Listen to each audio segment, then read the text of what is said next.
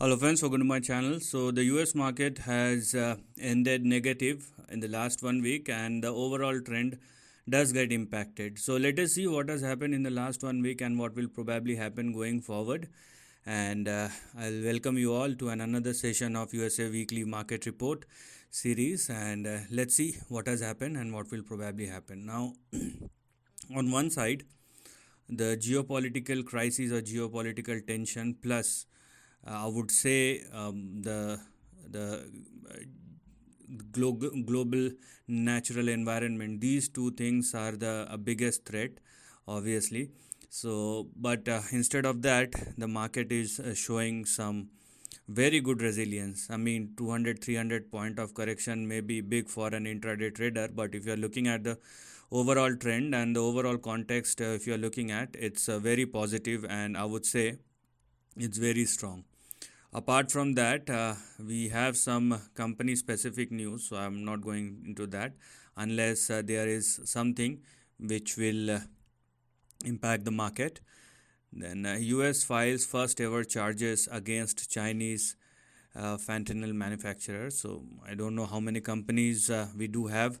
So please check it out. If you have some companies with this kind of or in this particular sector or industry, maybe have a sentimental impact on this.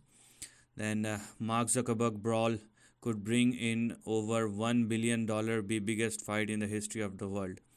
I mean, when you have lots of money, you can do anything. Apart from that, let's see if I think there is nothing much. I mean, these are all specific events or geo-economic events, which is not at all related directly with the market. Maybe there are some big deals which are happening, but everything is related to either market has fall or there are some news related to AI. Or Starbucks union says worker at more than 150 stores will strike over pride decor. Maybe some sentimental impact.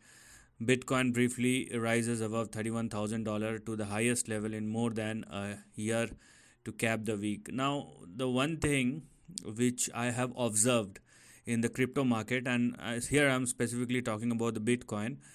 I mean, if you go back 3 or 4 years, you will see huge amount of volatility. But over a period of time, you can clearly see the steadiness in the market. Okay, you can definitely see the steadiness in the market, and if you are looking at the price action, you will see even cryptocurrencies are not moving 1000% in a particular day, and it was there when you go back in 2016-17. I mean, huge amount of cryptocurrencies listed in the market, and then we have seen how things have moved on both the side. But right now there is a big stability which we can see. We will discuss about the trend of the Bitcoin in this video as well, and I think this is most of it. So let us see what is happening in the market. Let's directly jump into the market and let us see what is happening over there and what one should look at moving forward. So the last day of the trading week was in negative. So Dow Jones down by 0.65 or 2% or 219 points. Then NASDAQ down by 138 point, S&P 33 points or 0.77%. Gold up by 6.6. Now it is trading at 1930. We will discuss about this as well, because 1930 is not a good zone overall. Apart from that, the one important thing is US 10-year yield. It is trading exactly somewhere in between 3.5 and 4% for the last couple of months. Now, does it mean that does it indicate that the interest rate will not go down in the near future? VIX has started increasing by 4%, but it is way below 15. So right now there is not a point of concern as of now. The only concern which I have is the near-term bond yield. I mean, from 1 month to 1 year, it is consistently trading above 5%. And that's why I keep on saying that, I mean, when you can earn 5% in a single month, and this is a risk-free instrument, then why should a person who have millions or billions of dollars will go to somewhere else when he can or she can get 5% in a matter of a month. I mean, this is something which we need to understand. Then US dollar index started rising a bit, but whether uh, whether this will make any sense in terms of big trend or not, that is also something which we are going to look at. So let's start analyzing the trend, and the first thing in this video we will analyze is Bitcoin. Okay, so let's start with Bitcoin in this particular video, and let us see what is happening over here. Because yeah, you can clearly see now Bitcoin is making some moves, and these moves are really very positive, I would say. Because if you are looking at this move, although in a weekly chart it is very near to one of the crucial level, which is the resistance, but indeed if the level which I'm going to look at is 31,424, or let's say 31,450. If Bitcoin continues to trade above or started sustaining above 31,450, then the road towards 62,000 or 64,000 will open up. So basically, if Bitcoin started trading above 31,450, the entire range will open up, and afterwards the Bitcoin will retest its previous high of 2021, twice 2021. So these two highs will be tested, and it is on the brink of a breakout. So this is something which we need to look at. Second will be gold. So gold futures, not gold spot, and here we are. So it has started correcting, and this is not at all a good sign, because below 1960, below 1960 it is in a correction mode, or it will be in a correction mode. So it is trading way below 1960, and you have your resistance over here, and as of now this looks like a triple top. Okay, and a triple top is not at all a good sign, because it will push the price lower. Obviously it is good for those who are interested in gold and who want to hold it for long term, but if you are somebody who is taking a trade in the short term, then obviously you should be aware about this.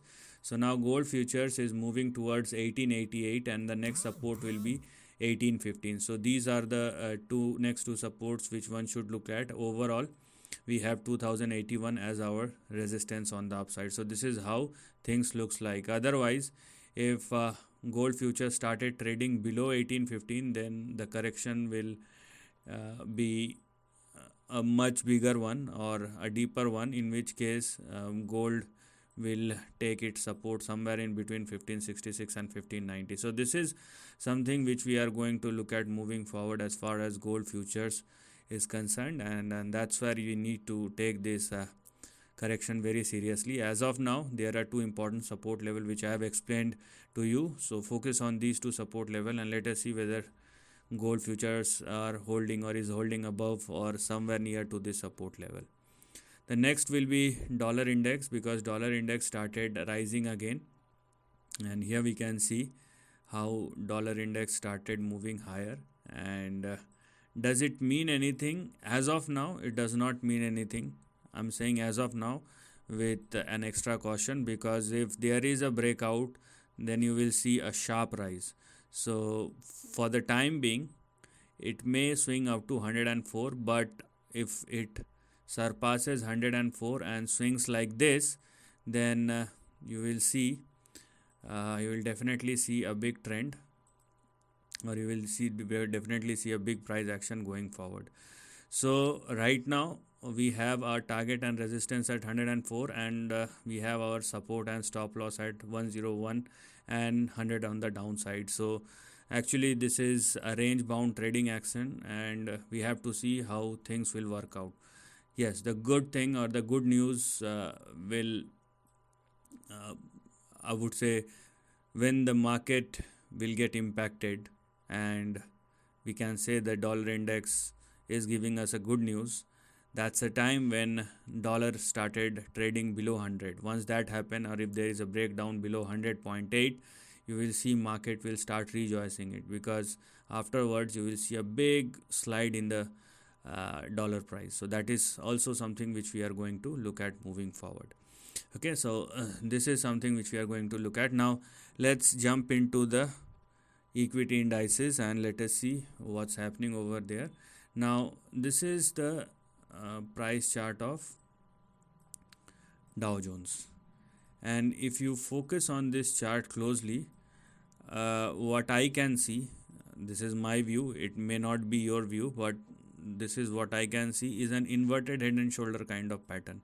Let me show it to you. Although you can clearly see a correction, and obviously we have to respect the correction, we can't go on the opposite side of the market. If the market is going lower, we have to say that market is going lower, accept it. Okay, don't think that no, because I am a buyer so market should not move lower. This is not the way to deal in the market.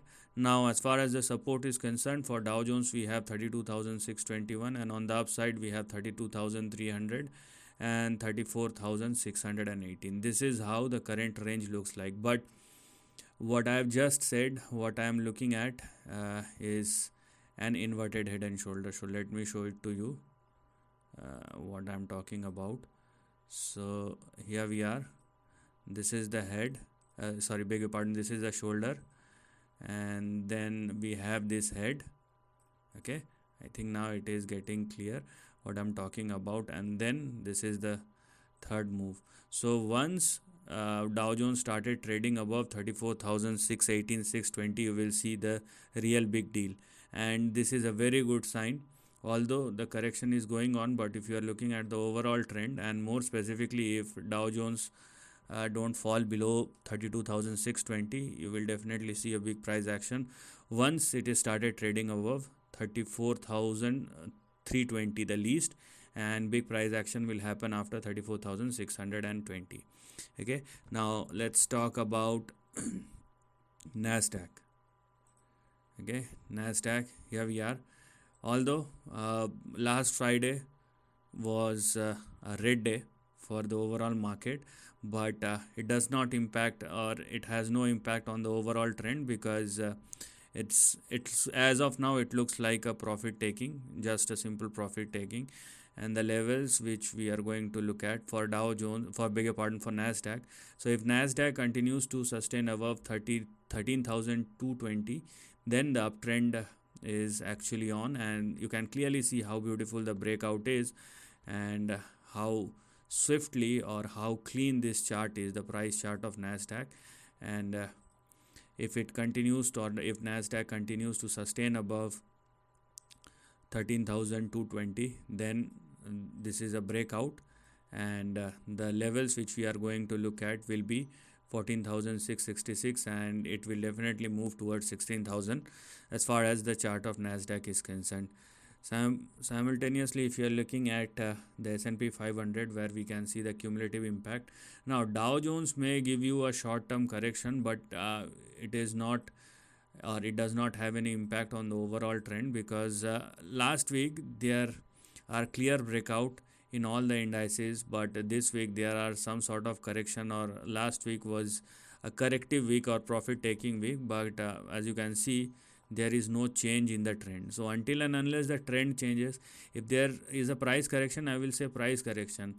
If there is a change in trend, then I will say there is a change in trend. I cannot call a correction as a change of trend. So because S&P 500 is trading above 4328 and 4300, it is actually a range or trend breakout, and you can clearly see if S&P 500 continues to sustain above 4328, then the next two targets will be 4600 and 4800.